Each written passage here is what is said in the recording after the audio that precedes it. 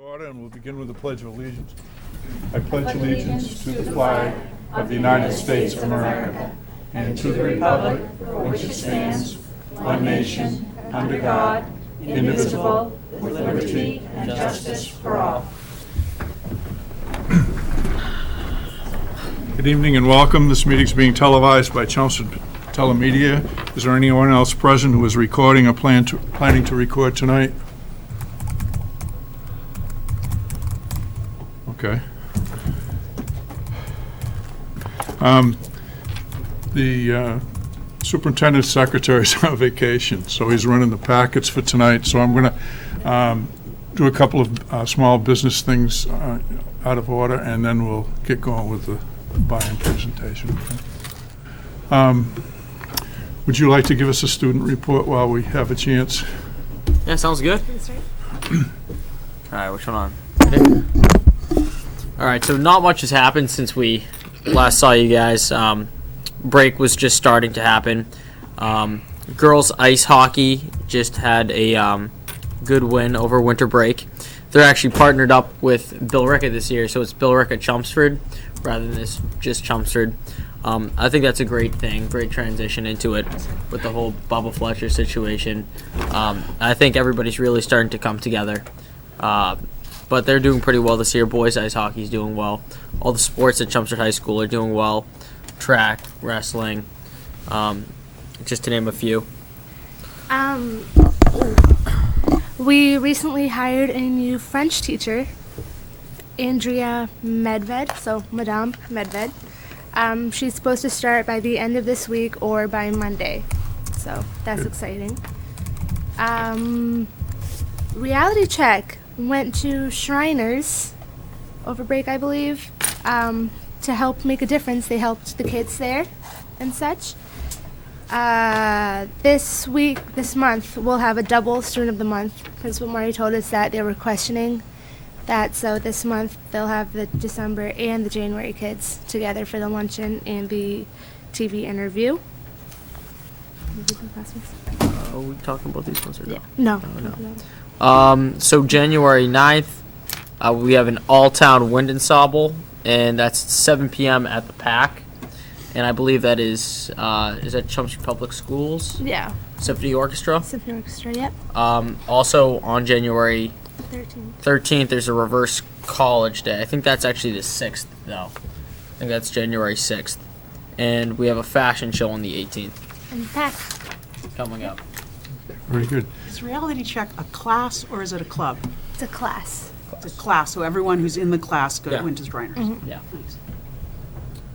That's A lot of that classwork is project-oriented. They raise money for something earlier in the year, and They're No. always raising money. they're for doing Yeah. so They're a much. great And cause. it's a freshman course?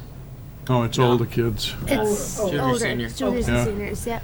And that's the success of that is part of the motivation for asking for the requirement that we dealt with last time. Right, that's what Yeah. I was trying to fit that in, where Yeah, I it know. fit in the scale. The other team that's a combined team is gymnastics. We're combined with Yeah. Tingsboro.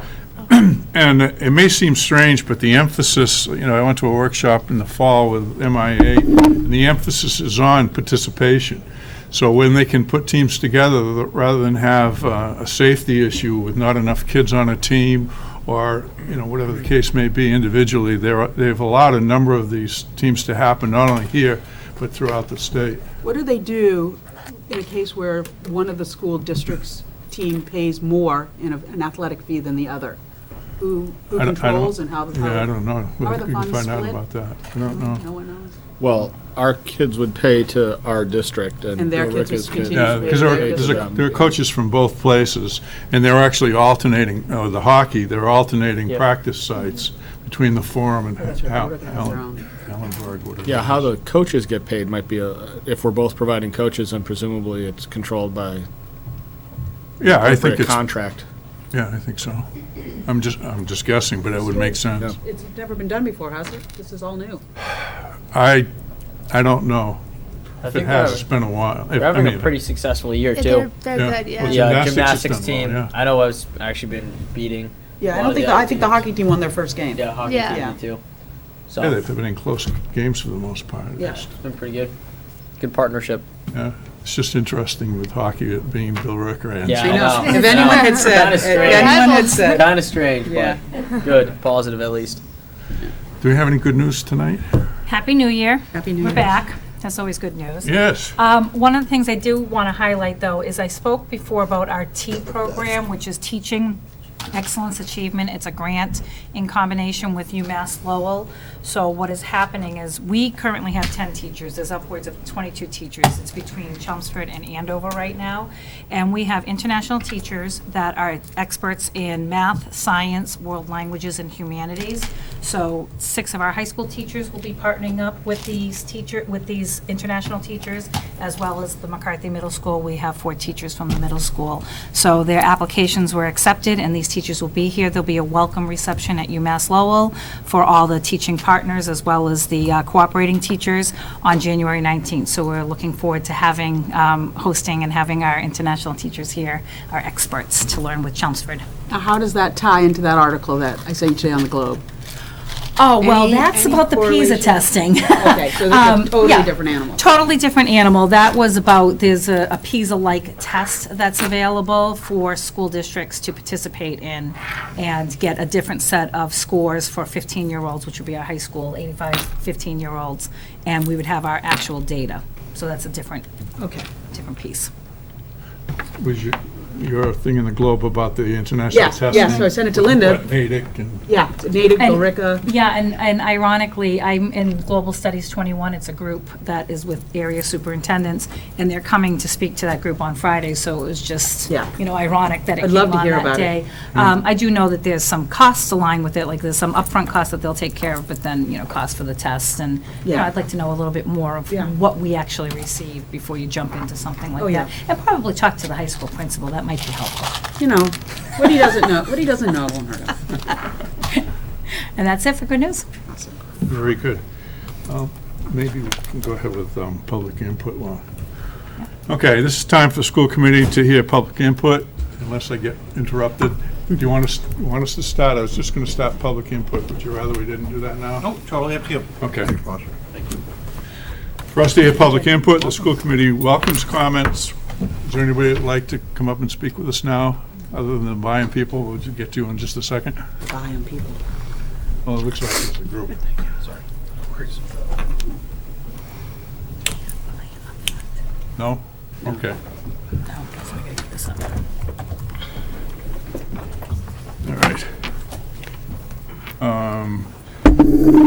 Clear up one other thing, please. I'd entertain a motion to approve the minutes of the regular school committee of December 20th. I make a motion to approve the regular school committee meeting December 20th, 2016. Second. Motion made and seconded. Does anyone have any corrections? I did not. No? Okay. All in favor, aye? Aye. Vote unanimous. At this time, I should point out that representative to the committee, John Moses, is ill this evening and isn't with us. And Sharon won't be here tonight. Okay. I was afraid he's going to walk in. No, Sharon said she couldn't. Yeah, no, okay. She'll YouTube it. Okay, we've done that. So, we want to do, Sure, yeah, if we want to jump to, what's that?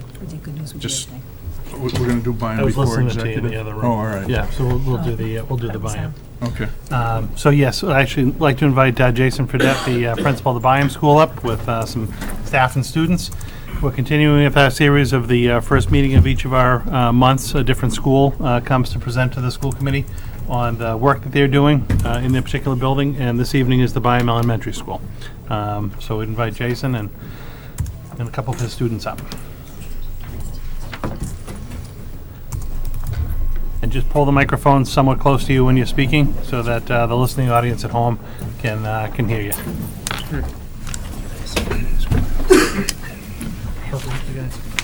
I know.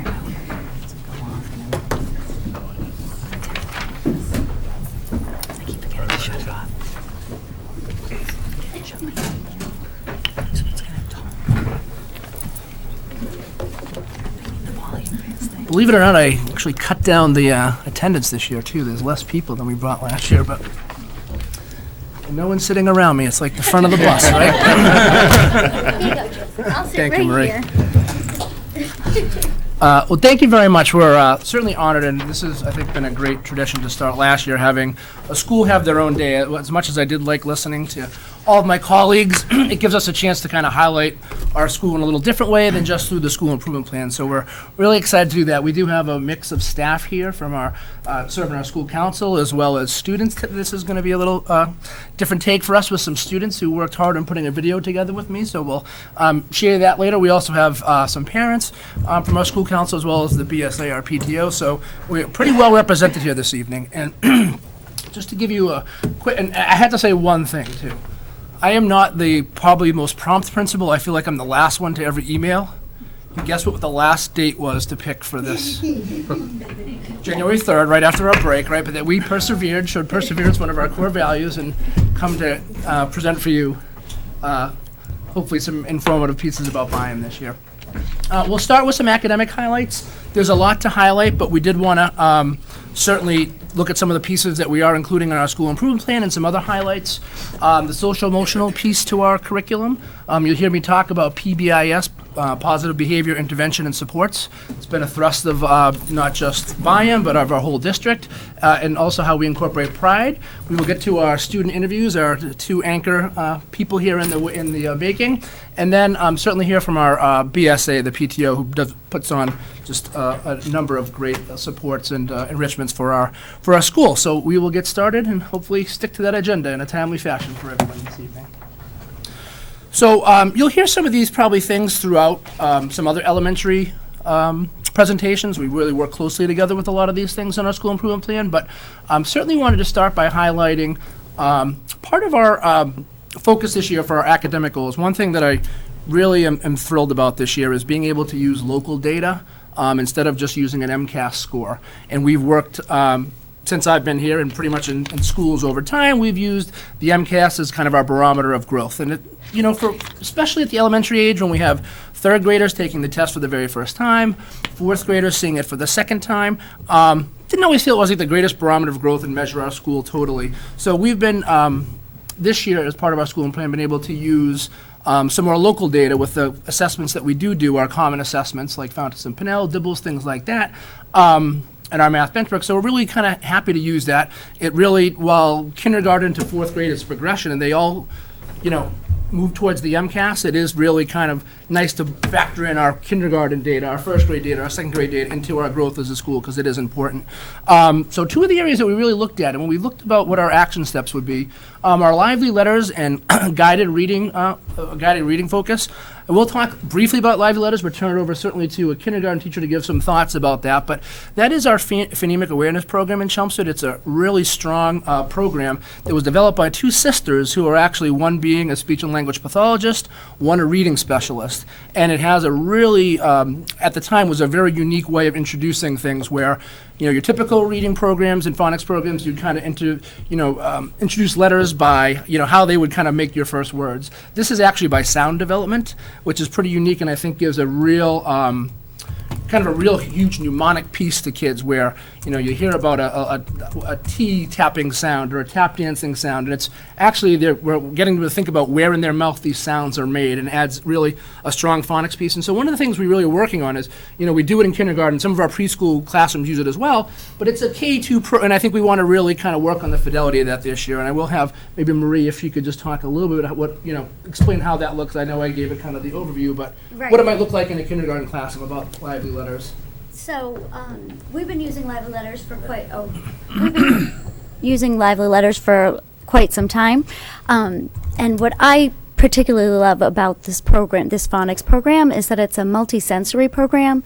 So there's pretty much something for everyone, no matter what kind of a learner you have in front of you. The program has visuals. There are songs and stories and characters that the children can relate to. Jason alluded to the fact that this phonics program was developed by some speech pathologists, and I find that the program explicitly teaches children how to make the sounds. So a lot of times kids will come into kindergarten and they may have some real minor articulation problems. You know, when little kids are speaking and they say things in a different way, we think it's kind of cute, but by the time they get to kindergarten, we want to kind of correct those kinds of those errors, and it you know, it's really a great program to explicitly teach kids what you do with your tongue, what you do with the air in your mouth, turning your voice on and off, things like that. There's also some visual body cues, kinesthetic cues, so we use hand motions. Sometimes we use our whole body that go with each of the letters. I find that this year I happen to have several students that are English language learners, and you know, I've just did my mid-year assessments, and by looking just at letters, their knowledge wasn't as high, but when I showed them the lively letter visuals, it doubled or tripled their knowledge of what the sounds were. So I was really pleased with that, and we have lots more work to go, of course, because our books are not written in lively letter print, which would be great if they were, but so lively letters is a big part of what we do literacy-wise in kindergarten, and it's great that our colleagues in the first grade and second grade can take it further, through the whole K-2 experience. It's an interesting little fact, which sometimes I'm full of. They actually have had great success with stroke patients in using this too, and bringing back some some of their language, because it does really highlight some of those pieces. Other pieces, something that happens in all of our elementary classrooms too, but I really focus again on our guided reading and what kind of practices those are. And, it's something that we do, and I'm going to talk a little bit more about when we get to kind of our PD piece about one of our reading specialist who's working with teachers and running a book group on even, as long as you do this, you can always learn more. And we're really kind of focusing on how we move kids through those levels of reading and how we scaffold that for them when they're in smaller groups. So that's kind of been a big highlight of our program as well this year. Also, I'm gonna actually have Carla Copeland, is one of our second grade teacher, talk in a minute about, and probably get her closer to a microphone if we can, something that our second grade does, and it's kind of a differentiation piece that I really have watched over the last few years and really appreciated. Something they call the math switch, and it's a way that they pool their resources together and take math and try to hit all of our various learners. So if I could turn it over to Carla Copeland, one of our second grade teachers, to share a little bit about the math switch and grade 2 at Byam. So we do call it the math switch, and we're in our 7th year of doing it. And it's a way that we found is so beneficial to teach math at this level, because we noticed in second grade that kids were coming in developmentally in math, and just because of who they were as learners, were stronger in different areas of math. And when we were teaching math as a whole group, there were some kids who just from their background knowledge or where they came had a stronger number sense, and some were stronger with data or measuring. And we found by doing a pretest and grouping kids through math, the scores and the learning was just really strengthened. And what we do is we take our homerooms and we pretest for every different chapter.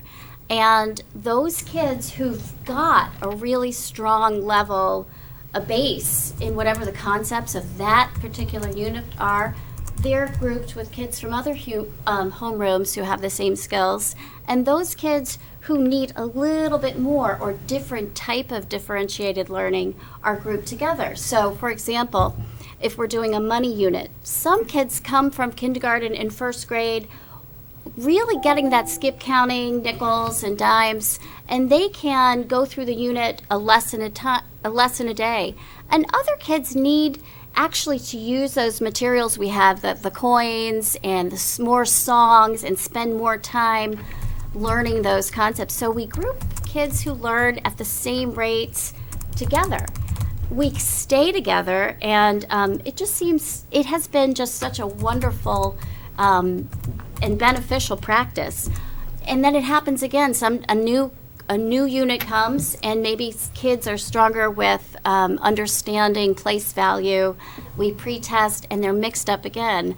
And maybe they need to manipulate with cubes to see a 10 and regrouping, and others can do some extension. So it's just been a very beneficial practice in the second grade, and it's something that also exposes the entire grade to the four of us. There's been 5 on the team, different teaching styles, and they learn so much about transitioning, and it's just been a great, really strong area for math for second grade for us. So we're continuing to do it, and I'll have to say they really worked it down to a science through the transition. It looks like a little middle school in second grade. It really when they is. transition from their classrooms, it's really down to a science. They go and they're off, and they go and then they're back. So it's really something we certainly want to highlight. It's been a great practice that second grade. Thank you, Carla.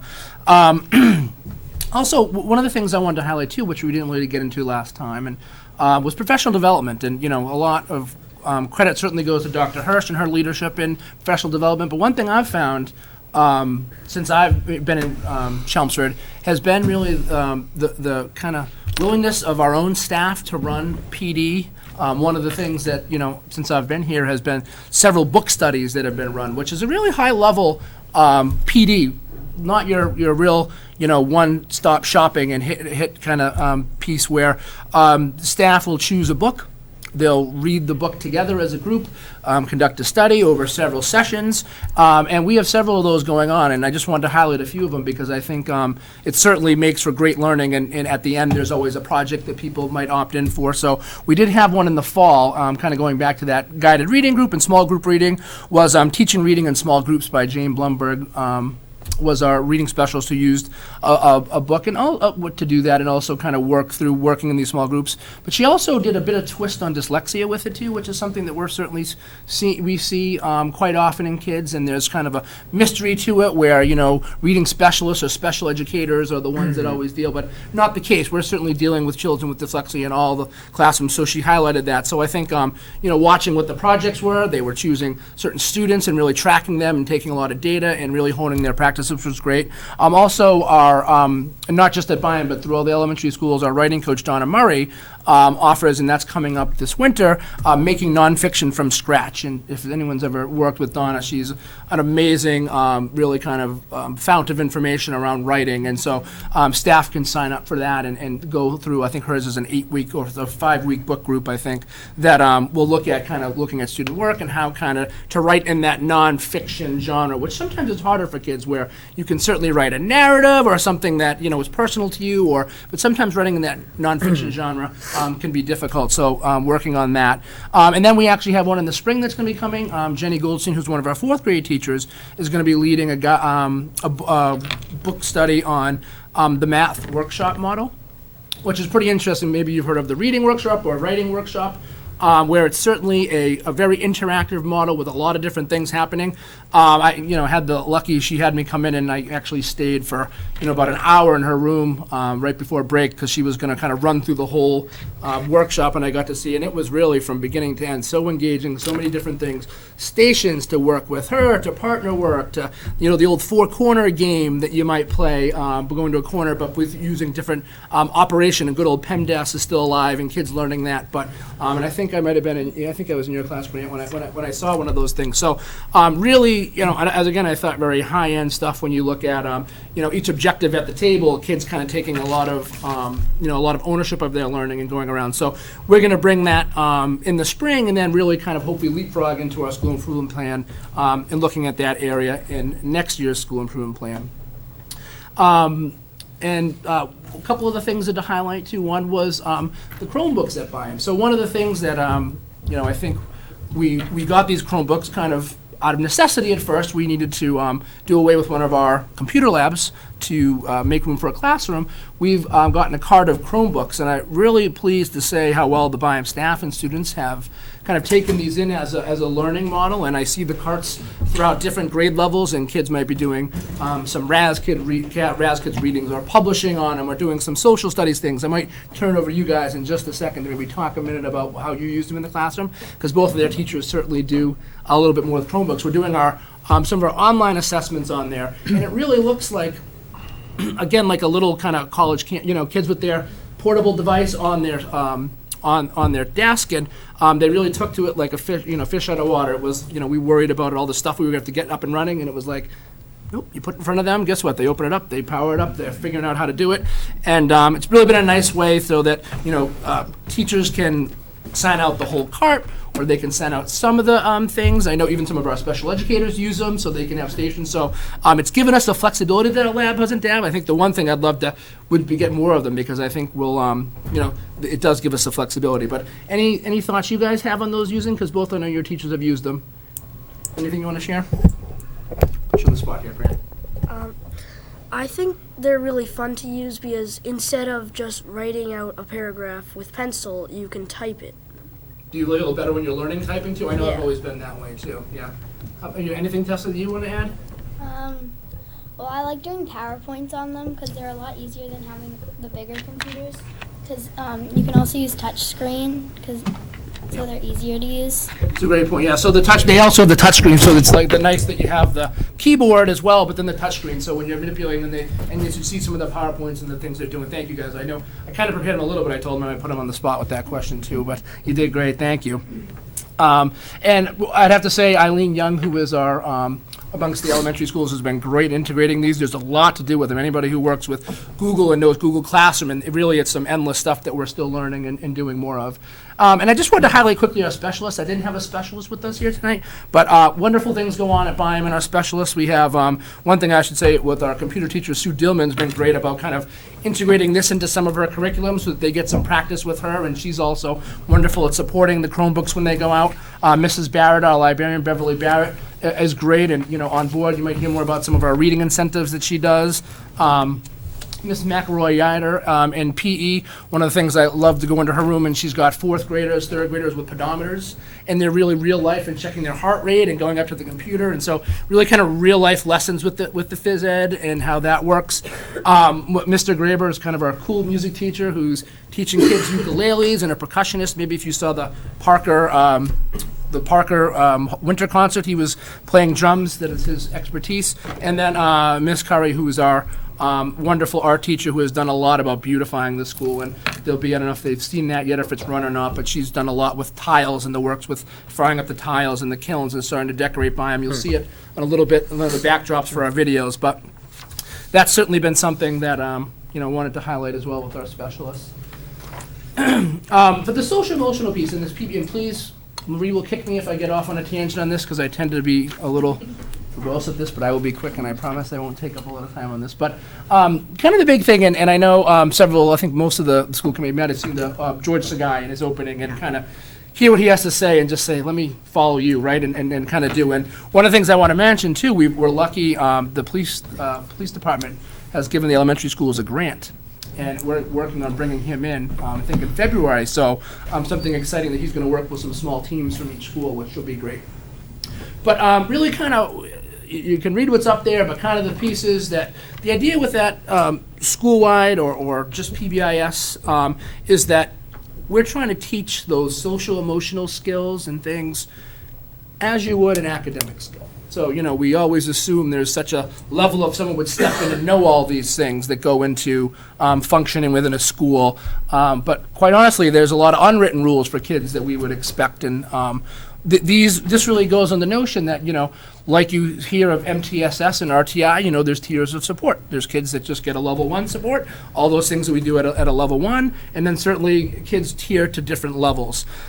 So a few things that I want to talk about was actually and we have a few members too from our school climate team. That's something new we developed this year. So this group kind of looks at how we're implementing PBIS, and I'd have to say it's really one of my things when I said really I don't want to be the decision maker on this. I don't want to always have the voice on this.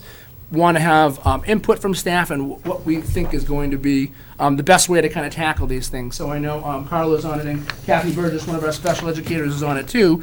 So it's really been kind of nice to hear all these different people from different specialties, or we have specialists and special educators, regular teachers represented, and they're really great at kind of bringing their point of view and how we best get to some of these things. And any kind of just quick things on the team that you want, either of you two want to?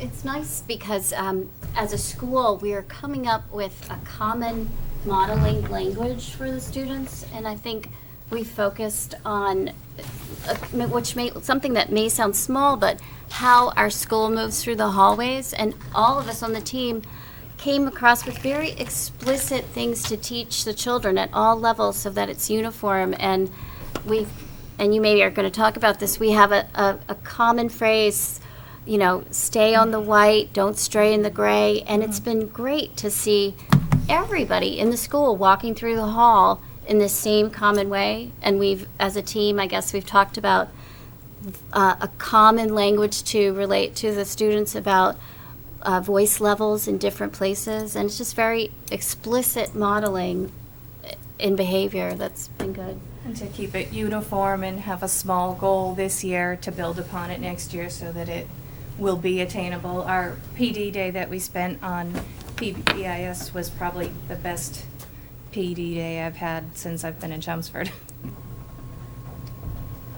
So, and I'll probably dork it up here with some more technical terms, but they did a nice job. One of the things, too, that you have in your packet, I believe, is kind of the behavioral expectations matrix. You've probably seen these pride matrices from different schools. We did a little different, and you're going to see that with a couple of the forms that are in there. While we have those pride core values, we thought it always hard to kind of go back to rules around perseverance or rules around, while these are things we honestly believe in and we want to do. A lot of the PBS work is kind of on 3 basic rules, and ours are the 3 R's, and you've heard of the other 3 R's, but these are, you'll have to be respectful, responsible, and ready. So when you see our matrix and all those rules, those things all fall into a category of those 3 things. So when you look through the behavioral expectations matrix too, you'll see we'd use that volume index so that we're not just saying, okay, you should be, you know, we all know, and I'll show that in a minute about what the volume is and what the expectation is throughout the different parts of the building. We've really focused this year on the hallway because you can certainly put this to anything, the bus, and our goal is to do that in certain areas. But as we heard, you know, George Sky, you want to do something out of the gate. You want to do it really successfully. So what else better than the hallway? No matter what staff or student you are, you have to travel there.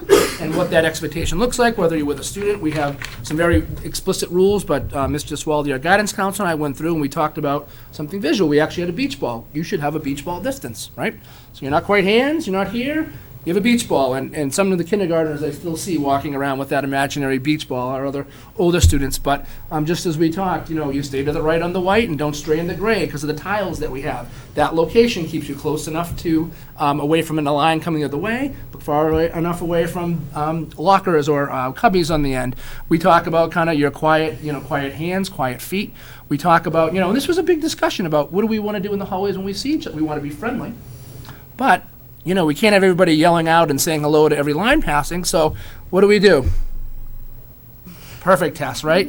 We wave and we smile because I want to show you that I'm glad you're here today, but I don't have to say that and take up a hallway. We can wave and smile, and the students have been great, the staff have been good about that. So, but it's taken work to explicitly teach these things. But then you see these hallways, and we might see a little bit of that in our video that we show, that that's something. We're going to be working towards kind of a hallway contest coming up. So we've gotten some stickers, and we're going to start identifying these students who are showing that expected behavior to earn a spot as an actor or actress in our video that we're going to make from time to highlight our expectations. So we're excited about that.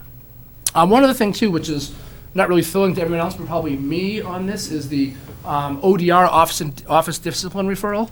That's in your packet as well. And, you know, I've been in schools for years, and there's always been some way that they send someone to your office in some kind of form. But what we try to do with this is really make it, and, you know, with help from the input from the team, our behaviorist, is really help us track areas, what's happening, what might be the motivation, how do we best address this, and what we're doing working. So we have, you know, the BCB at our school is great. I give her a stack of things, and she sorts them and puts them into graph form that we have our staff meetings. We've shared with the And we'll share it with the staff at a staff meeting, our school climate team, so we can look at what we're doing. Are there areas of the building? Is it the hallway? Is it recess? Is it a grade level? Are there certain motivations? Are we trying to, acquire attention? Are we trying to avoid attention? So all these kind of things that go into how we look at that. And one of the things that, George, the guy would tell you, certainly, but you can track, data-wise too with behavior. And so we're kind of getting that off the ground, and people have used it. I'm trying to figure it out. And one other thing I always want to clarify, because we do use something that's called minor and major language, where it gives kind of teachers or staff a roadmap what should be referred. We get all of this. So even though you get a minor, it comes to my office, doesn't mean I have to see anybody. I said really the goal of this, that there's less people coming to see me, is really kind of the goal. The name's a little misleading with the office, but those things the teachers have kind of put out, what they've done. These are things that I might not hear of, but it's helpful for trends for us to look at too, that I might have not seen in the past. But every Monday I go through the book and I look at them and some of the minors and where the trends are, whether it could be even something like homework or prepared for class, or what kind of things can we do as a school to help that. And then some of the things that are majors that should come to my office, and we do. So it's kind of a way that we can track that, how effective we are, and also kind of what the things we should be focusing on. So we've got that up and running and working. And then we did talk a little bit about the universal voice levels. There was some debate about this. When we have older grades, there's inside out. Older grades have a presentation voice on that, which is certainly very clear, but they can make that. But we wanted something that would work for K to 4. Right? So, and some of our students certainly can't read yet. We certainly have also some nonverbal students at our school too. So we did include colors as well as some animals. So we talk about what's silent is a mouse, that whisper is a little buzz of a bee, the conversation is kind of a cat, you hear him, but you don't want to be hearing him across, and then outside would be your lion voice. But we also model what that looks like. So silent should be no one's hearing you. A whisper, only Marie and I. No one else should hear what we're saying. The conversation will be the group of us hearing that outside. So really kind of letting them know. So, and our goal is to kind of post these throughout the building. So, if you're at the Cubbies, number 1 will be posted. You should be at a whisper. So there's that visual as well. A lot of fun. One of our new teachers, Michelle Bastiano, actually tried to get extra credit, I think. I didn't go into evaluation. You put this together over the weekend one time and came up with a chart. So I give her a little props on that. So that's kind of what that PBIS looks like. I know I've talked to you a bit about Pride before, but these still things go on. It's not, isolated from each other. So with our Pride, we still do our roars, what we acknowledge those students that have showed Pride core values, and they get announced in the loudspeaker in the morning. We're actually going to be adding a sticker piece to that too, where kids receive a sticker, that immediate gratification. Postcards go home for students if staff want to recommend kids that are constantly role models and are doing the right thing all the time. I scratch out a little hand postcard to them. We still do our grade level meetings while we focus on the core values. This is also where we've done, the guidance council and I have done a lot of work with the expectations around those. And then our all school assemblies and incentives, where we have Louis the Lion often visit us and talk about some of those things. And then we'll work on what our all school incentives are. Probably me doing something embarrassing and ridiculous, but that seems to be what are the popular. So, I did want to, before we play some of these interviews, I felt last year one of the things that was lacking was some students. Probably the most important part of, of our school. So we're lucky to have Grant Magnet and Tessa McDonald here. And when I was looking for children that would really be helpful in this interview process, those names came up consistently. Tess in her drama and likes to act, and then Grant also has a great kind of sense of humor, and 2 people that would feel comfortable to do this. And I said, yeah, might have to come to school committee with me, but they were great sports and did this the week right before break again, and they did a great job. And so we'll kind of play this. I'm just going to press the middle, Linda, or what? Just press the clicker one more time. The clicker one more time. So this is Just one Grant and second. Tessa reporting from Byam School. No. Don't touch it, I'll take care of it.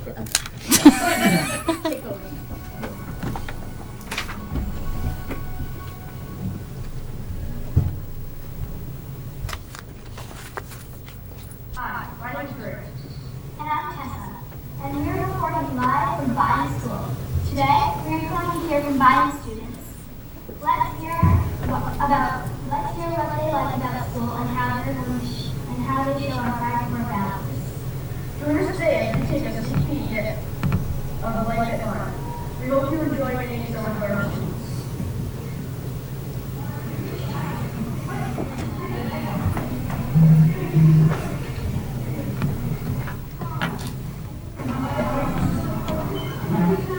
Wow, it is really come down here. It is 6 feet so in the second. Today, we are in the secretary class, and I am interviewing Martha. What do you like best about buying school? The students are really nice. Well, it sounds like the students at buying school really chill at home. And I really... What's your favorite subject? What do you like best about? Great. Who doesn't love animals? Let's see how respectful the 5 students are in dialogue.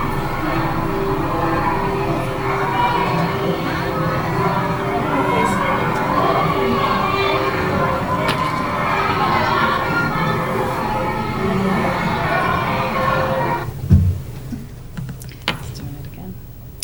It's playing on mine, but not on yours. Oh, please.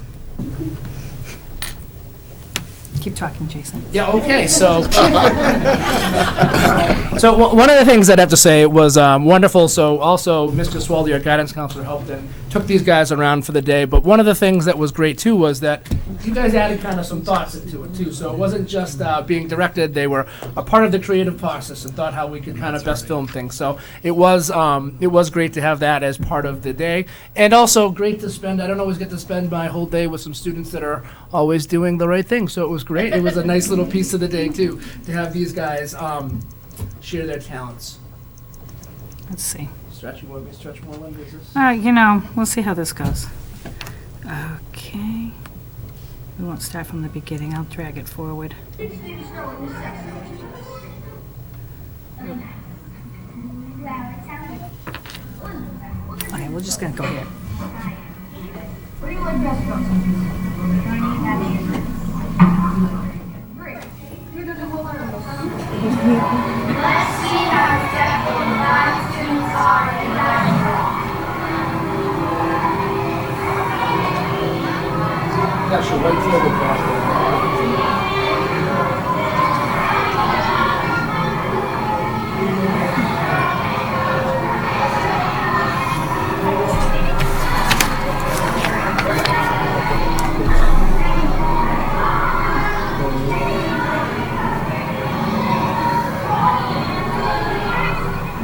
Let's see if we can find some students showing color and respect behavior. Look, I see some very good behavior now. That's my favorite part.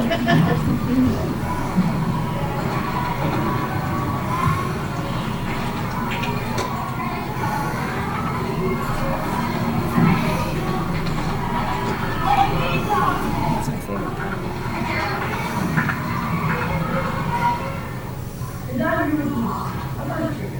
What's your favorite thing about high school? What do you like best about it?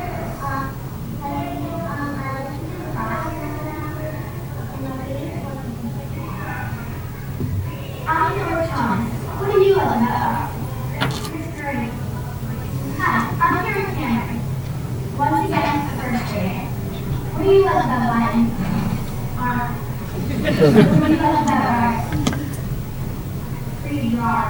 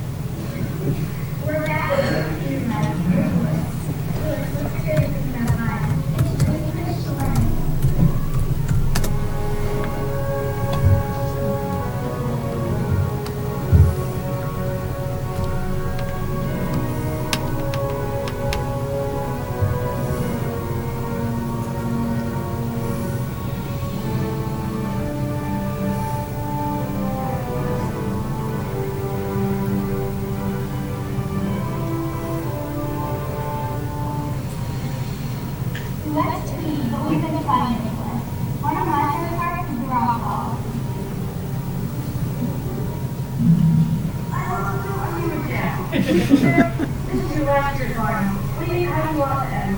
I want to end with a good report card and everything that class we did was good. Good.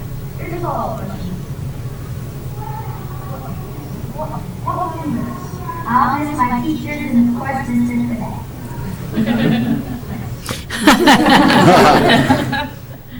This is your last year, Barnum. What are you going to miss? My teachers and how do you want you to end your class?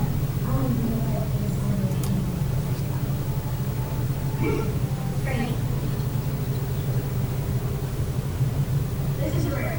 And sorry, no. We hope you enjoy learning about science school.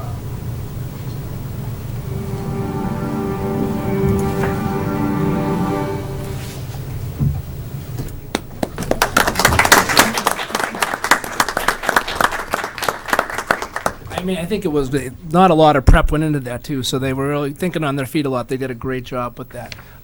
Anything you wanted to share about any future plans? See them on CNN or whatever, pretty hard grilling, hard-hitting interviews. Yeah. Next thing I just want to talk about our school council. Before I talk about the membership and our improvement plan process was a little different this year. So typically we'd work with the school council around our plans, and this year we did a lot with our district leadership team around them. So they kind of had plans that came together with them. So it wasn't our typical kind of typical way that we go through when we kind of plan in the spring and do it, where we luckily we had all the support of all of our other colleagues when coming up with our school improvement plans, which was nice. But I did want to just kind of acknowledge our members and certainly give them a moment to speak and do any reflections if they'd like to. I told them that no one had to speak if they didn't want to, but we have our teacher representatives, Maria O'Donnell, Kathy Burgess, and Carla Koken. We have our parent representatives, Emily Finkel, and Emily Finkel. Christine Lindbergh and Nicole Nolan couldn't be here. And then we have our community member who takes his job very seriously, Michael Ablov, who is a longtime resident and parent of Chelmsford. So it's a great makeup. It's one of those meetings, honestly, I know. I tell them it's going to be an hour, and it's an hour. But it's one of my favorite meetings of the year. I feel like we talk on such a high level, and there's a lot of great conversation, a lot of good ideas. So sometimes you might hear school councils are there, and it's kind of going through the motions. I really don't feel like we do that at all. I really feel blessed to have a hardworking school council that's really been together for a couple of years now. It's been great. Is there anything that anyone wanted to share? Certainly, that's what happens when you go on January 3rd too. You're not as scripted as typical. So I just told them that feel free if anybody had any reflections that they wanted to share, certainly, about the council or school. All set. We're gonna be good. Mike, you good? I'm good. I would just like to add that I've been very impressed with my background is in experiential learning. What I'm really impressed with at Bayham is how the behavioral issues have been integrated. You learn those types of situations or behaviors by constant reinforcement and the student being involved with it and taking ownership in it. And I'm really impressed with what Bayham's been doing on that regard. It's a great introduction. My background is career education, and that is a great introduction for students to take responsibilities. It's going to stay with them all the way through their learning process and through college. It's a great step, and I'm very impressed with Bayham's experiential components that they bring into learning. Thank you. Anyone else? Good. Going once. This is my 4th year with a student at Bayham. I actually have 2 there now. And as a just very general comment, I never cease to be impressed with the grace and professionalism with which all of the staff members always treat whatever challenge comes along, as challenges always happen. There is no way around them. It has been a pleasure. Thank you. That was better than anything scripted, right? That was perfect. And I certainly want to turn it over to our 2 presidents of the Bayham School Association, to Stacy Karasek and Amy Kelleher. Any of you, and you know how the PTOs in Chelmsford really are part of the lifeblood of what we do, and it just ceases to amaze me all the kind of pieces that they can add that we could never possibly do with our budget. And so certainly turn it over to them and thank them for all their hard work. Sure. This year, we're working with families throughout the community at school to, we've raised $28,000 that we're looking to spend on classroom enrichment and other enrichment activities for the school. Consistent with prior years, we've done approximately 3 enrichment activities per grade level is what we typically do, working with the teachers to plan them, things that tie into the curriculum. So we're continuing to do that this year. We also started this year a new enrichment program for teachers. We had some additional funds that we tried to use last year, more of like a grant that the teachers could come to a BSA meeting and, ask for a grant effectively for, a certain event or something. But we didn't see a great turnout for that, so we tried something a little bit different this year where we've offered, to allow a teacher to come and for about $5 to $10 a student, they could get additional funds for their classroom, whether it be supplies that parents would need to pay for a poster, for projects, or maybe a classroom end-of-year activity that they would do for a unit or something. So we're starting to see, a better turnout with that, and I think more receptive to using that so that teachers don't have to necessarily plan something, that they're already going to do that, and it's funds that we've already raised, and, parents otherwise would have had to pay for those. So that's something that's new this year that we're doing. We also are having our 2nd annual reading challenge this year, which was a great success last year. It was something new. Amy really helped to get that off the ground, and so she's doing that again this year. If you want to talk a little bit about the reading. Our reading challenge is just a voluntary program that we encourage students to read so many minutes per week, and we set a minimum per grade level, and the BSA purchases books, and so we do a random drawing every week for those students who have met the minimum amount of reading minutes for that week. They turn in logs, and we parent volunteers take the logs, and we kind of all the minutes and record it, and kids can get free books, and a classroom per grade who reads the most minutes can get money to use at our book fair in the springtime. It's just something fun to do in the winter months when there's not as much stuff going around. We can just encourage kids to, snuggle up and read a book. So just something different to do that's not a fundraiser, and it's just to encourage kids to get reading more, just something different. And we're also trying this year, a lot of communities do gardening programs, and we're starting to reach out in the communities to try to get something moving, whether it be a pilot program or something where a few teachers are definitely interested. So we're trying to do something like that in the spring with a local community garden center. So, yeah. So, so that'll be something new that we're looking for enrichment to tie into the curriculum. You can do math, science, it really ties into a lot. So. Some of the events that we host, some, family events, some of them are fundraising, some of them, just for families to get together. We have our walkathon, which is our largest fundraiser that's in the spring. We're starting to actually meet on that next week to start planning for that. So this year we're going to, we might take a little bit of a different approach to some of the things we've done in the past. The person that led this in the past, her child is no longer at Byam, so we're looking to kind of get another group of people together to run it. So, but it's usually our largest fundraiser, so we're looking forward to that. We also do the Boo Bash, which is in the fall, which is another fundraiser that everyone really looks forward to.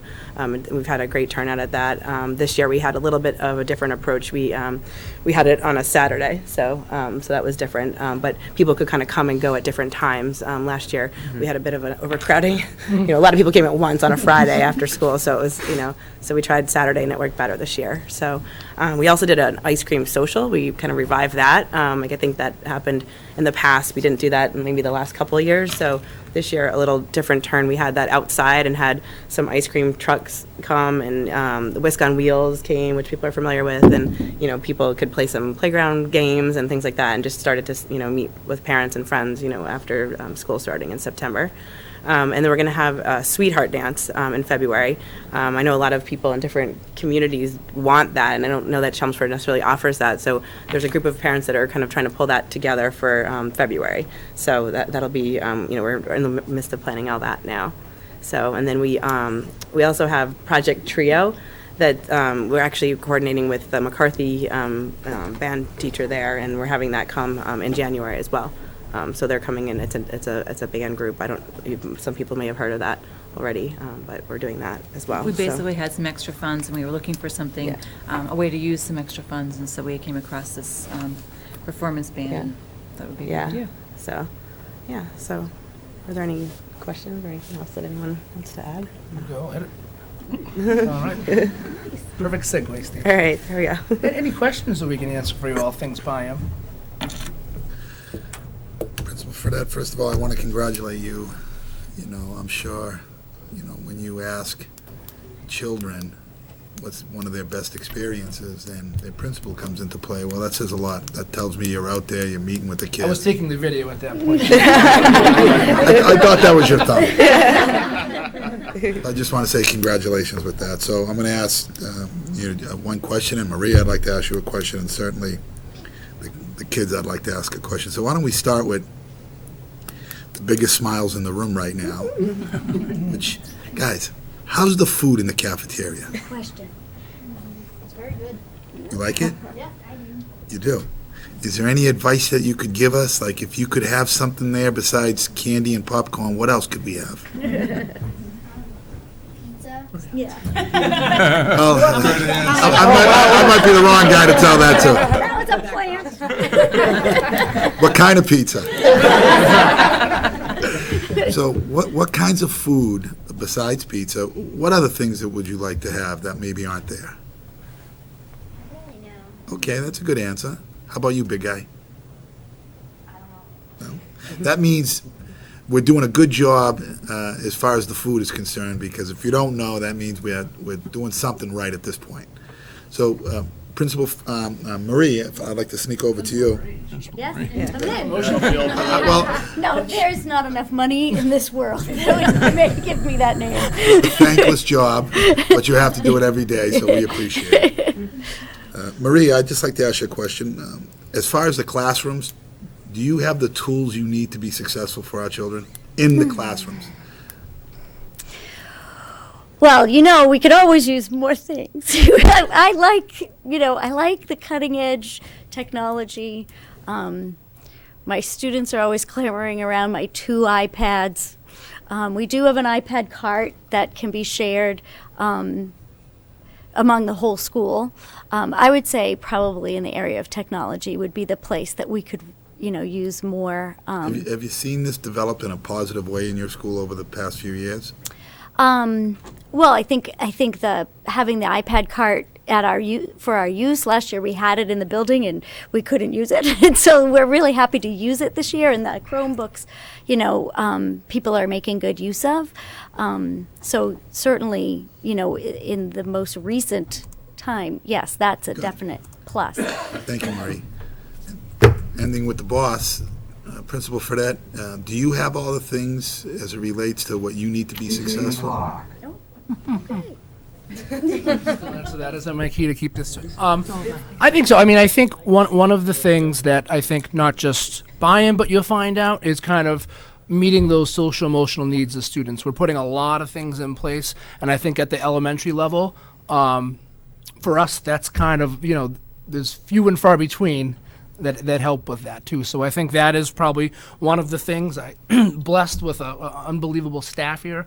We have specialized programs. We do a lot of great for a lot of kids, and I think, but sometimes, I think just in general, I think you looked at schools across the country, you'd find kind of that's the clamoring need for some supports in the social emotional realm where, we got the curriculum down pretty good. We figure out what we're doing, but kind of dealing with different issues day to day take up a lot of time. So that's, time off learning and how we best support families and students and different things with what we have. I think that would be kind of the largest, and you can see through our school improvement plan, those kind of things, and that's kind of an area certainly that would be on the top of my list, and you probably will hear that a few other times. Thank you, Principal. Yeah. Can I just jump back in? One more thing I thought of. I was thinking, yes, right? I'm thinking full day K is another thing that we need in our building. So I'm really super excited about that coming. I have heard. I just want to say it again because I've said it sitting in this room so many times that now I can say it with a big fat smile on my face. Full day K, yay! Thank you, Marie. Thank you very much. Thank you very much.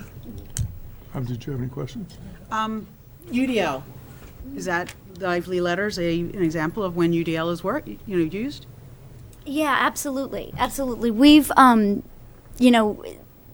gosh, I can't remember when I got my first smart board, my smart board, probably 4 or 5 years ago, and it changed my teaching. I had been teaching for 18 years, and to be able to integrate technology to my everyday teaching has just changed all the engagement in such a dramatic way. Yeah. So, yeah, sure, we use interactive slideshows and things like that for our Lively Letter instruction.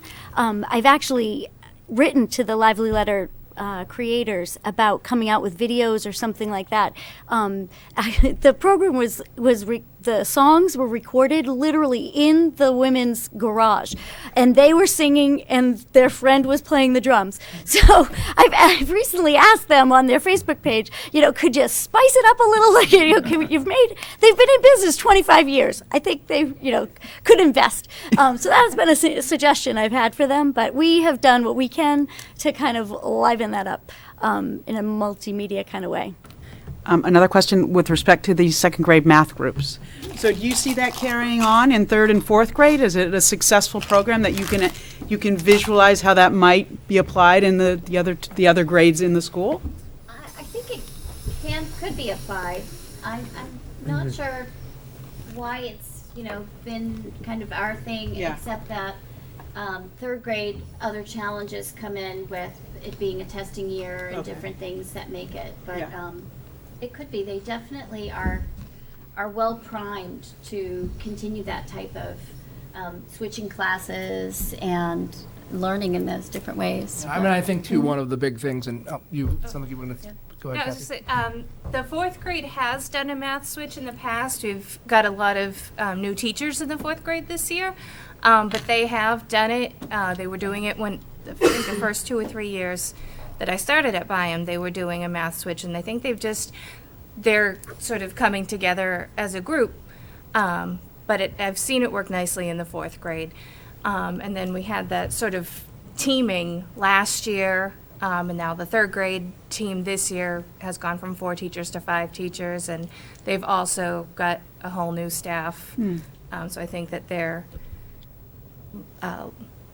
learning to be a team, and the second grade is just very stable right now. And I think the nexus of that too, and Carla's the last to join that group, and they've been around for a while too, working together. But I think it was also a real mission of theirs too, and it's a lot of work that went into getting this up and running, and they got it down, but it's still a lot of work to go through all the things, and it's certainly an exceptional, in my mind, model of how to problem solve and reach various learners. So something certainly I'd like to promote, but it's a big task to certainly spread throughout the grade levels, but it's Just an observation I want to make. I think that Byam is a fun school. I mean, I go into a lot of schools, and Byam is a fun school. It's rare that you will go into a school and see the principal wearing a tutu and carrying a magic just wand. rare. That's only like once a year, Barbara. It just doesn't happen every day. But it's a fun school. It's a clean school. It's a great feeling in that building, and I think that you should be commended for that. Michael, did you have anything? Actually, I've been writing down questions all night, and you guys keep picking them off and answering them as you give your answers and kind of extend. So I appreciate that. I want to thank everybody here for coming out tonight. I know it's never easy to get a night out, and I'm very impressed that you spent it here. I want to ask you about the space. How is the space? Are the portables, the modulars, going to be enough? Are you still going to be crammed? I mean, I know you had folks, you were using the auditorium, the stage, and the cafeteria, things like that. I mean, are you? Yeah, I mean, I think space is certainly, a concern. I think the building on I think we continuously see that affecting. So right now, we're kind of at our capacity for classrooms until we start moving things out of classroom spaces, which would be next. I think the portable could be a very nice short-term solution for us. I think right now, not having the stationary lab, I think we've made do. I think certainly that's been, well used as a classroom and had our class sizes at a more manageable part there. But, I think my growing concern is just, the continuous building and kind of falling right in that in our district, and is a concern. I think, the number of portables would be huge. You know, can you move a grade level out there? Can you not? You know, Yeah, right. where if we're moving towards, you know, more sections of 5, we currently have 2. I could foresee 3 sections of 5, and then we're getting a bit to our breaking point without displacing a lot of things. But then, where do you displace to? You know, and do you go to carts for specialists and things like Right. that, which limit their effectiveness? It really tremendously. does. It's better for people to have that space. On the carts, one of the other big switches that you guys are kind of prototyping for the district is the laptop carts versus the workstations. And what do you guys have thoughts on how that's working? Do the kids prefer the laptops? Are there still things that you need the kind of the sit down big stations to do that you can't do on laptops? It's a good question. I mean, I think anybody I know, Kathy, you've kind of seen it in. I've signed out the Chromebooks, and I've seen the Chromebooks in use in actually both of these students' classrooms.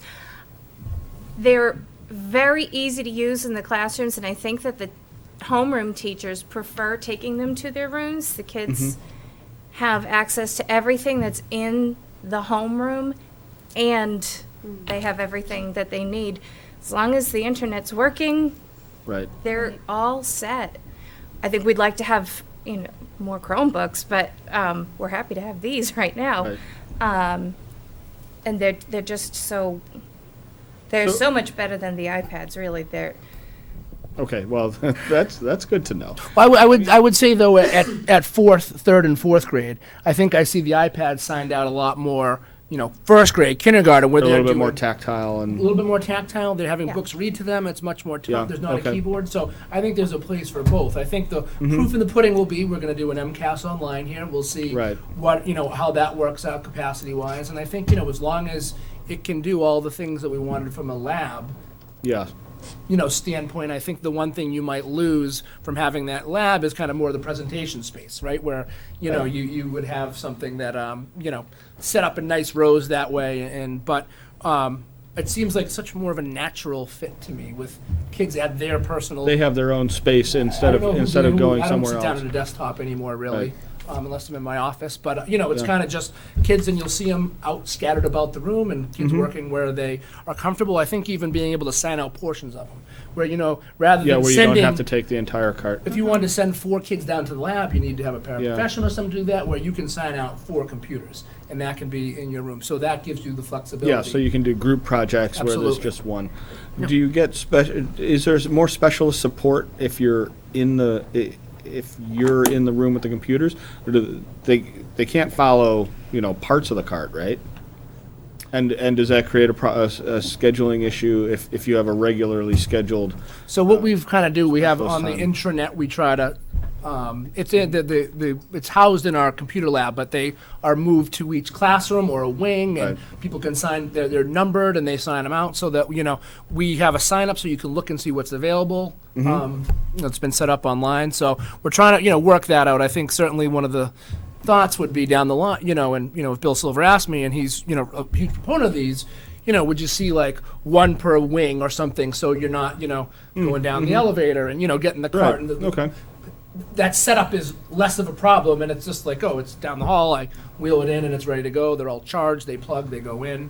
I think, we're feeling it out, but I feel like they've gained in popularity tremendously. And we ran some PD a little while ago, and I, just saw them increase, and seeing them for social studies out and all different things. So, yeah. So yeah, the issue there is more just we need more than.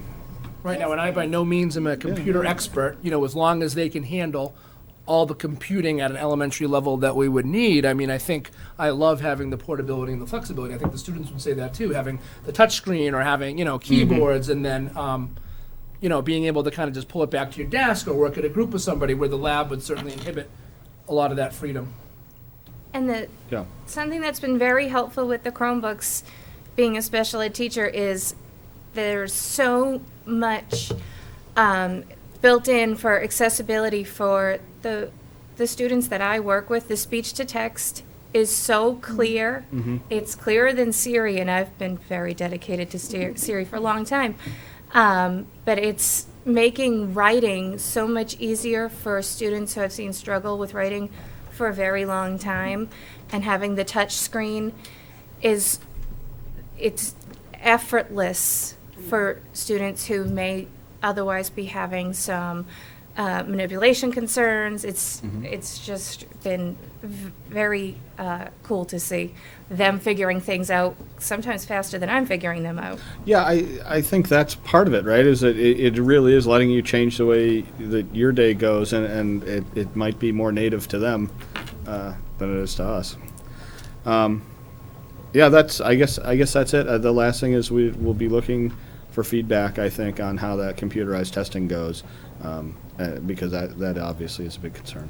And I just wanted to take the time to especially thank the two of you for the work that you've done, and maybe you guys can get together with Mrs. O'Donnell and do the lively letters upgrades that she's looking for, right? I see some, could be our side job, guys. Not a problem. Thank you. On behalf of the full committee, I want to thank you all for being here. But before I let you go, I want to especially commend the people from the parent organization. You reeled off very quietly and calmly a whole host of opportunities that you provide for the kids, which is fantastic. And all of the schools do this. The range, I think, is like $20,000 to $40,000 a year probably for the PTOs and groups by other names. So it's really crucial to our district for this work to continue, because without it, the kids would lose tremendously. So thank you for that work in particular. Thank you very much. Thank you. Thanks, guys.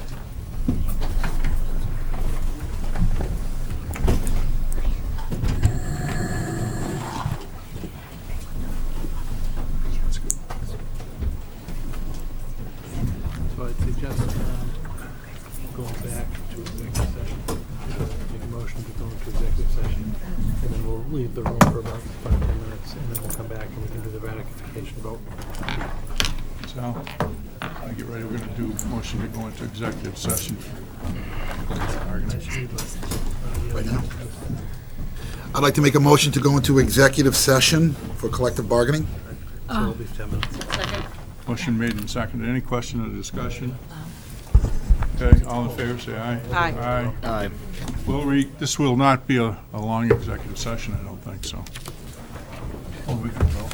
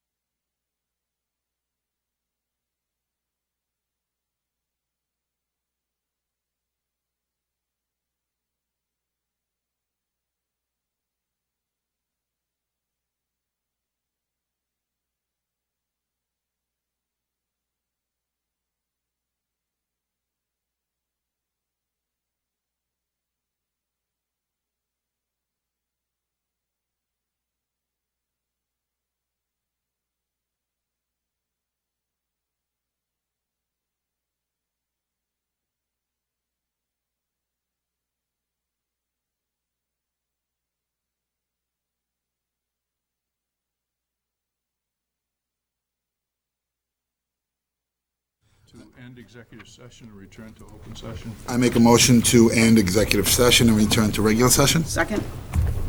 Any discussion? All in favor, aye? Aye. Aye. Unanimous. I make a That's it. Yes. Then move to you. Should I make a motion right now, Mr. Chairman? I make a motion to accept July 1st, 2016 to June 30th, 2019 collective bargaining agreement with the Chelmsford Schools Food Service Association. Second? Any discussion or questions? No, everyone seems happy with the agreement, so we're happy. Okay, all in favor? Aye. Aye. Roll call, Money? You do need a roll call, yeah. Roll call vote, Mike? Aye. Aye. Aye. Aye. Unanimous. And Paul? Paul? Aye. Thank you. Thank you, Paul. Thank you very And much. thanks again for waiting.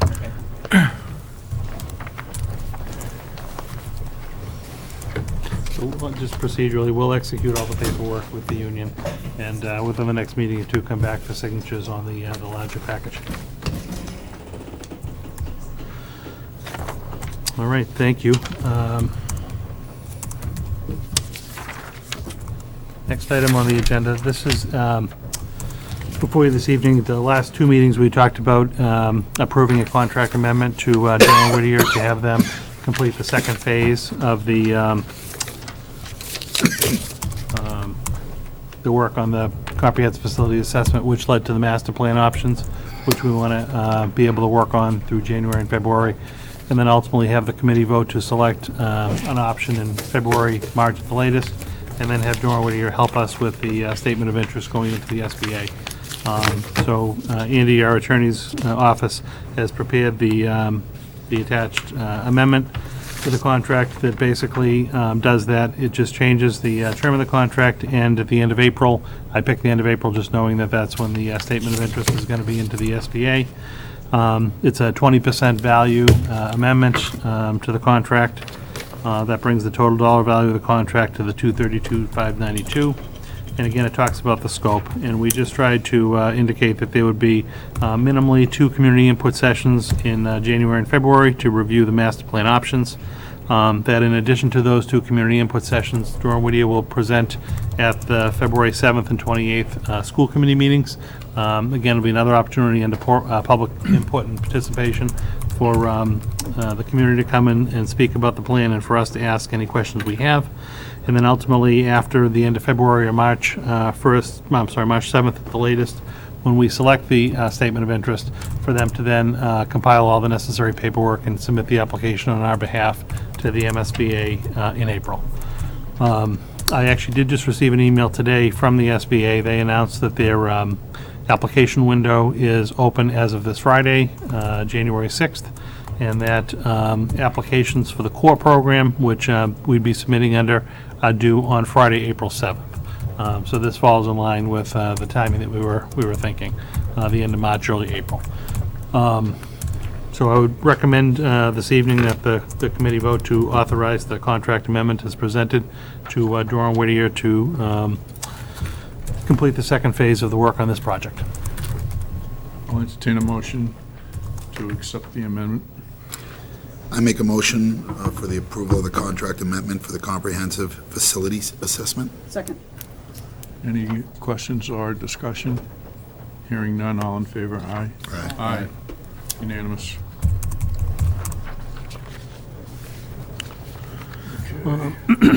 Next item on the agenda this evening, item 4, was the school committee's proposed goals for 2016-2017. I had put the previous document that was shared with the committee back in November on the agenda for you to be able to discuss this evening.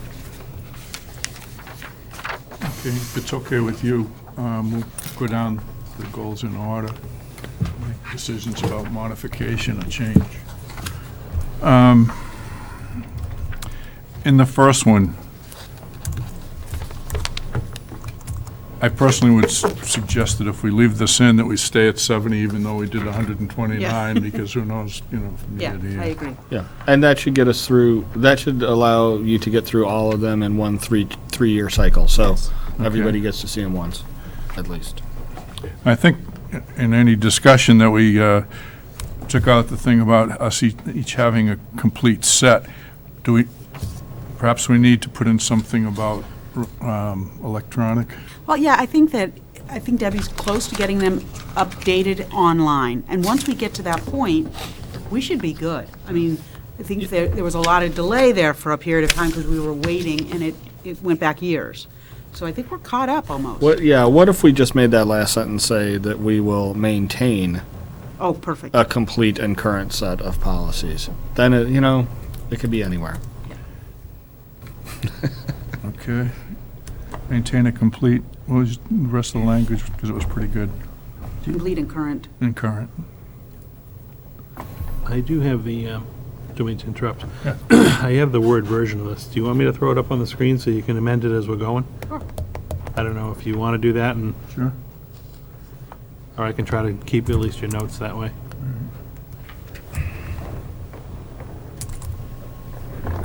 That way the public watching from home too can see what we're doing. Wait till you catch up.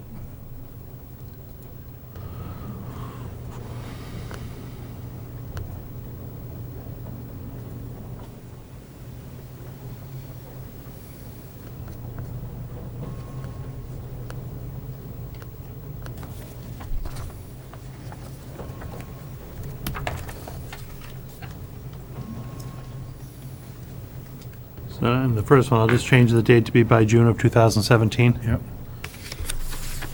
The Chelmsford School Committee will act to maintain a current policy handbook by reviewing and reaffirming at least 70 policies as measured by agenda items, meeting minutes, and the online policies. And then the school committee will maintain a complete and current set of policies. Okay. All right, hearing nothing. Move to the next one.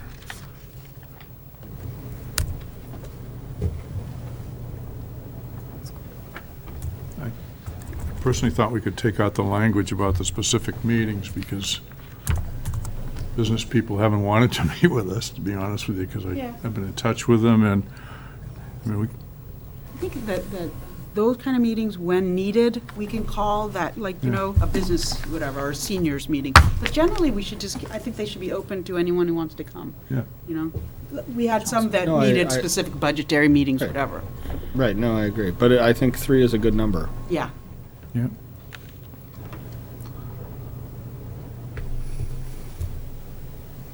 So it's just taking out those specific. Well, on the, so you're going to hold the number of public forums, including one. No, let's just say by holding at least By 3 holding, public yeah. forums. Just by holding at least 3? Yeah.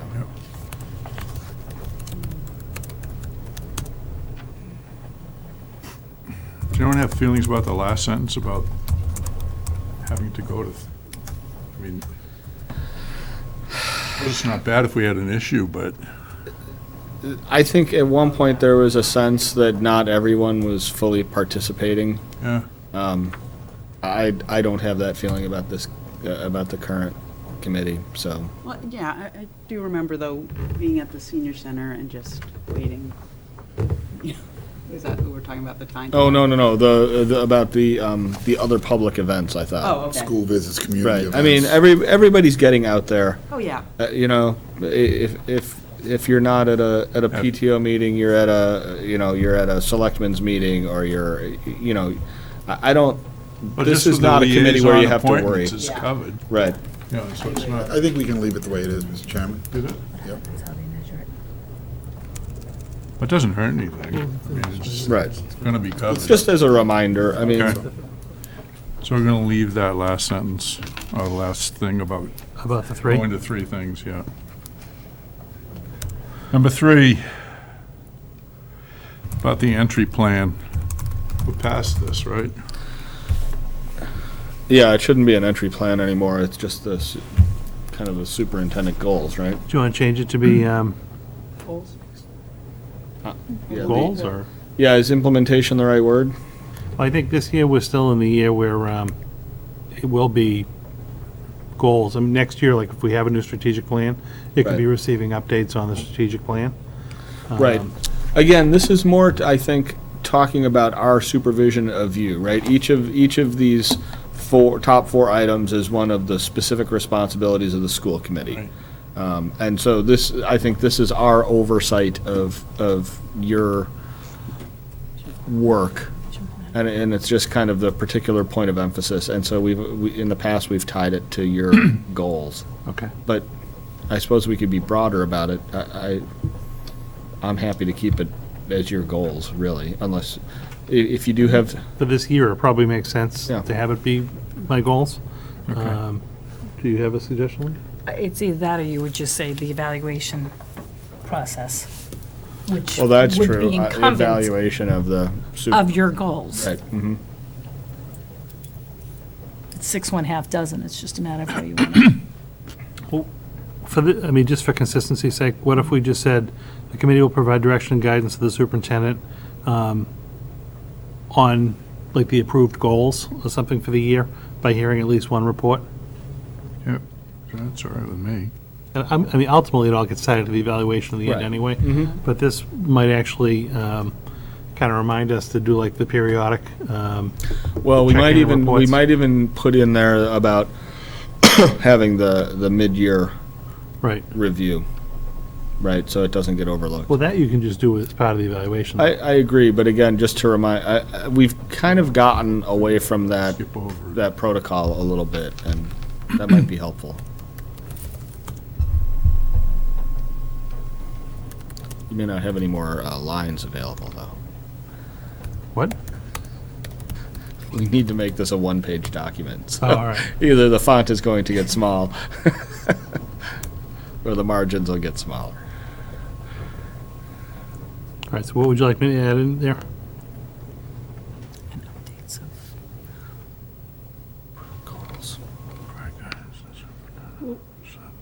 Goals, status of the goals. Down below that. Status line. of the approved goals? Status, So, yes.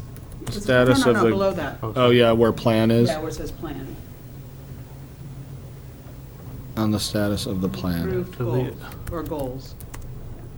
And the takeout plan.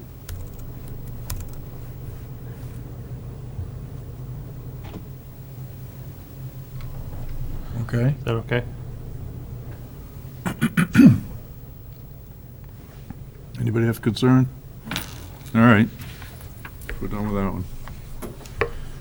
For suggestions?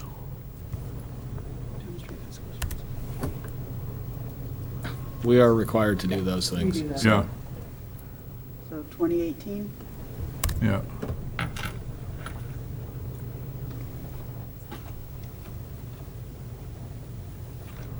Yeah, I think that's fine. That's perfect. Okay. I'll change the formatting, the Yep. font after. There's something going wrong with number 3. All right. Did anyone think there needed to be a fifth for any particular area?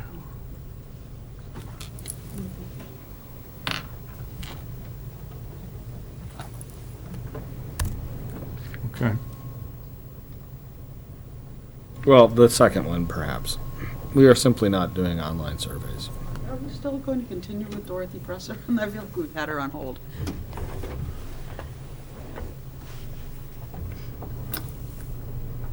We could just say continue self-evaluation. Have there been certain areas in the past where you've used online surveys? We did 1 year. Yeah, we use them now, like school vacation, that kind of stuff, but not about the school committee. Right. Oh, is that what that's about? Yeah. Yeah. Yeah, we actually, it was actually some pretty interesting feedback. But Well, I mean- it's one of those things, everybody says, oh yeah, we should do that, and then Doesn't get we done. just don't. So I think it hasn't actually been a real point of emphasis. Self-evaluation I went is to a session good. in November on this, and but they had worked very closely with Pressia. Yeah. And it was long. I mean, it was well done. Mhm. It's amazing to do it the way they did it was. It's a big commitment, and I think a lot of the districts that do that kind of MASC approach, take that approach, will block out a workshop where they do nothing but that. It's hard to do within a regular meeting, I think. It just becomes a very long Right.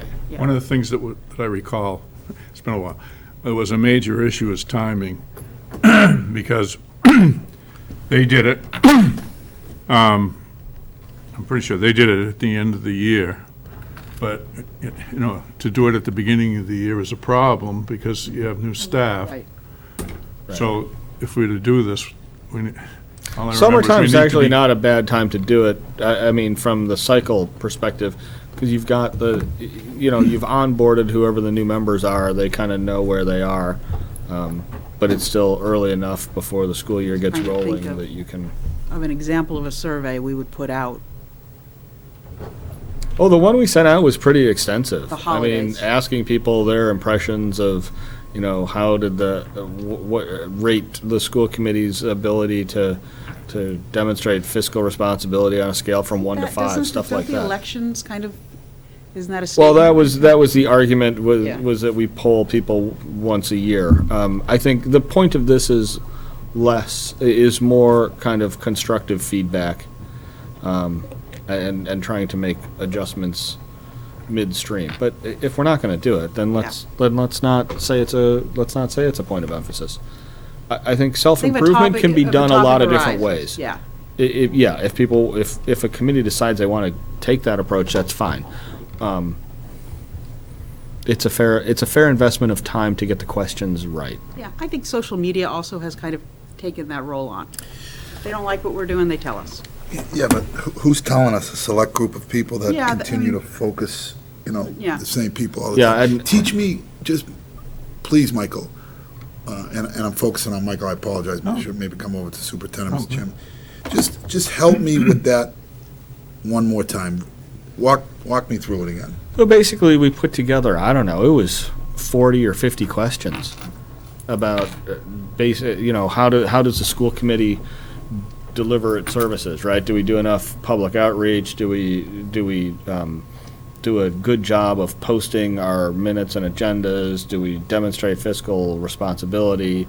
Do we have a good working relationship with the Board of Selectmen? Things like this, and ask people to rate it 1 through 5, and then we sent out an email blast and linked it to, I think it was X2 logins, right? So we got it was a single response, right? People couldn't spam it, and then You get a lot of feedback, Michael, in the past, Barbara? I want to say we got a couple hundred responses. I mean, it was more than you're going to get from Facebook, for sure.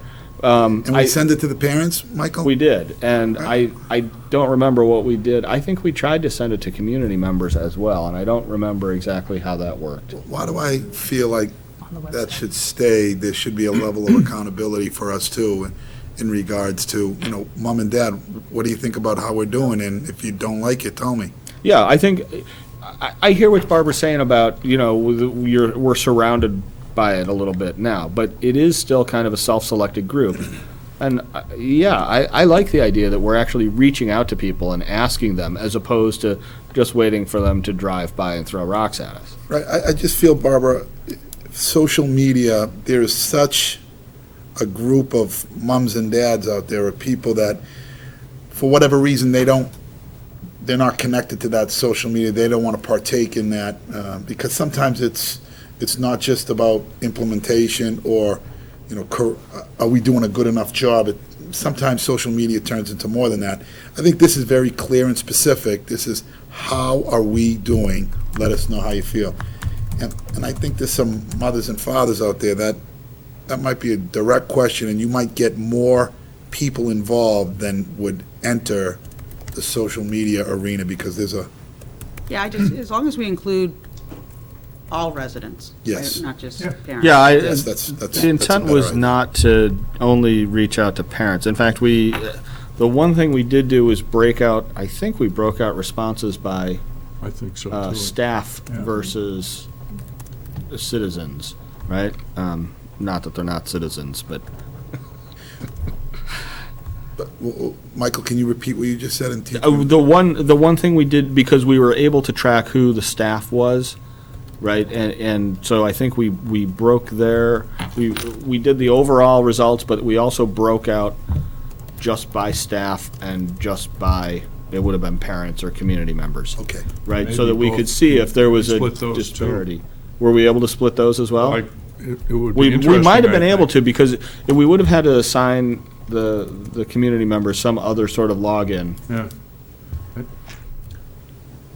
I think that My should. sense I'll is see we're if gonna I can- leave this I'll see if I I can think dig we that should stuff leave it up. And develop a maybe, committee to do the survey. split that point, as you just said. You know, I would like to see what is said on both sides. How do you feel about that? Yeah, I'm not objecting to it. I said, if we're not going to do it, then, I don't want taking up space, but if we'll do it, that's great. Yeah, let's go for it. Do you think MASC has any, like, stock surveys that they recommend, or? I think so. No, I don't think they're doing that sort of thing. It's buried somewhere in here, and I'll send it out to everybody. I mean, you can probably reuse a lot of the old questions. Okay. I do recall it took some time to put the questions together. And what did you say, And then 50 questions, Michael? Anne Marie was the one really who was kind of central to the project. So we'll need to take some time, probably of Bill's or somebody else's, in the tech group, to make sure that it runs the way we think it ought to. But yeah, once you've got the questions, it probably is best to use the same ones year after year, so that you can kind of compare trends. Yeah. Mhm. Well, if you could find that and Yeah, send it, I'll- send it, then we can go through Right. it and bring it back up next time or as soon as we can. All right, so we're going to leave it. Yes. All right. Good bargaining. Oh, the last one, all the stuff about, meritorious budget award and everything. I would guess that doesn't stay. I don't. Well, I recall that was kind of like a placeholder that got put on last year. That was me, yeah. Well, I'm being nice, Mike. It was, we put it on so that we wouldn't kind of forget that was something that we were striving for. Yeah. That it's not something you just do overnight, but, as we start to develop budgets and we actually have, 2, 3, 4 years of kind of solid trend data, based on budgets that, we're able to develop, that would be a goal of ours, to kind of work toward having a format be in line with what the ASBO group looks for. So I think that's why it got put on there. One of the big additions is the part about transparency, tying the budget to the program, right? Right. And that actually comes from their language. Yeah. Yeah, and it all kind of leads toward, Right. They have like a whole kind of review process. We're still, a couple Right, year away right. from that. And but I don't- there's that path, the pathway is a more limited version. There's like 4 different categories that they evaluate your process on. And I think for the pathway, they only evaluate 2. And, that, some of that we've done an awful lot of. I mean, and things we didn't have before. We have an org chart now, right? I mean, we have a budget narrative. So, I mean, I think we're actually getting close to at least applying for that pathway evaluation. Yeah, well, I don't think we're far off. I think even when you do the pathway, though, there are so many sections that they look at. I would really like to be able to have, now that we're all in the same, accounting system, too, Right. being in the same MUNIS system, and having it be a budget that, kind of like this administration put together, and can we know where all the different pieces are? Being able to have like 2 or 3 years of, actual budget, now that they're all in the correct fund codes and things like those lines, it'll make it much easier to apply. We're going in that direction, but, we're still a little bit off from kind of competing on a national level. So I think the idea last year was that we'd put it there, So we as wouldn't Jay forget said, about kind of it, a reminder, a placeholder. At some point, it may move up into the goals, but we're not ready for it to be a goal. So do you want to leave it there as a reminder? I would prefer to leave it there. I'd leave it up to the rest of the committee. Leave it there, Mr. Chairman. I'd leave it there. Is there anything else that you would like to have as a point of emphasis? But just, I just raised this, I thought that somewhere in here we should have something with regard to full-day kindergarten and development of the SBA plan. I mean, it's kind of major to what we're doing. Yeah. Yeah, that should almost be a goal.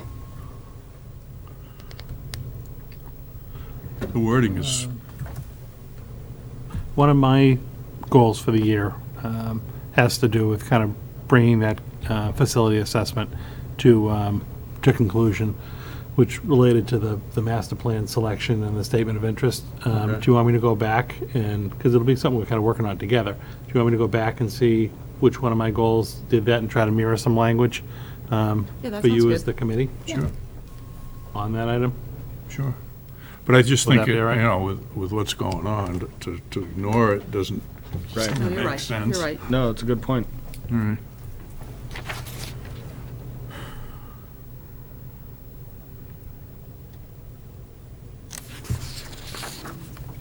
What I will do, if you want, then, is go in and add that. I'll email this out to you, end of this week. You can have a whole week to review it, and then we'll put it on the agenda for the next meeting, and you can formally vote to kind of adopt them at that point. Okay. Does that sound all right? All right. Well, the policy. Yep. Let me just exit out of this. The only real change is No, a lot of it was 2106. cleanup. Yeah, It's 2106, is and it's only because it was just so wordy that we just rewrote it to make it a little less wordy. But the rest are just reviewed. There's not really any major changes. Adding the word Chelmsford.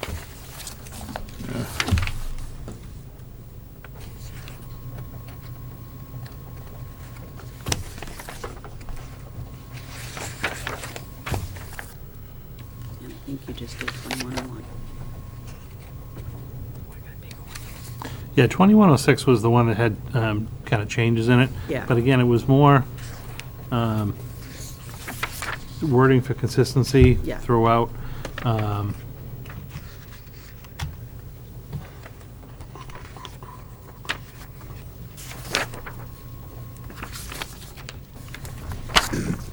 Just educate me on the last paragraph, starting with make. Which one? Make decisions in line with the committee policy. Appeals from such decisions may be heard and decided by the committee. Is that correct? Reading it the right way? Yeah, so it's in this, I think this one is supposed to really kind of just define the two roles, like the school committee's role and the superintendent's role. And on that one, that's in the superintendent column. So I'm supposed to make decisions that are in line with your policies. And then appeals for such decisions may be heard and decided by the committee. So if someone were to appeal, if I took an action that I thought was in line with your policy, if someone wanted to appeal that because they didn't feel it would, they could appeal that to the school committee. That I made a decision that wasn't in line with your policy. Thank you. So that being the only change, Barbara, can we kind of Group it. put a whole group together and make a motion to Absolutely. accept all the proposed policy changes and updates, with the exception of 2106, as it, not reading that whole thing as it reads? As revised. Because they're all been revised in some sense. I would even include 2106. Yeah, I would mean, include it. Just- We've, Okay, so we don't even have to. We're accepting the revisions. Mr. Chairman, I'd like to make a motion to approve the school committee policies, the reviews, and the updates. Second? Second. Any further question or discussion? Hearing none. We'll vote on the packet. All in favor? Aye. Aye. Any negative vote or abstention? It's unanimous. Okay. The sixth item of the evening is one request from the an overnight travel request for the Chelmsford High School track and field team on January 6th to 7th, going to a track meet in Hanover, New Hampshire. So recommend the committee approval of that trip. Mr. Chairman, I make a recommendation that we approve the overnight on January 6, 2017 to January 7, 2017 for the Chelmsford High School track and field team in Hanover, Massachusetts for a track event. Second. It's New Hampshire, though, isn't it? Hanover, New Yes. Hampshire, is across the state line. Oh, there is. Okay. Any questions? Hearing none. All in favor, aye. Aye. Any negative vote or abstention? I have a question. Maybe nobody knows, but we were supposed to play in the Falmouth hockey tournament when those kids were killed. Yeah. Did it? No. Nobody went or anything? Yeah, okay. That was awful. It was. Okay, glad you, yeah, that, I didn't know what would happen. Okay. That was it, right? That was it. Is there any old business that someone would like to bring up at this time? Not old business, but I would like, maybe we've talked about it or not, a quarterly absentee report? Oh, from ASAP? Yeah. Yeah. Sure.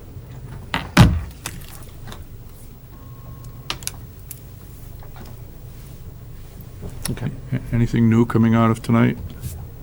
I need to dig out that copy of the old survey results, yeah. I think Surveys. Linda did that. It's in your email. It's in your box.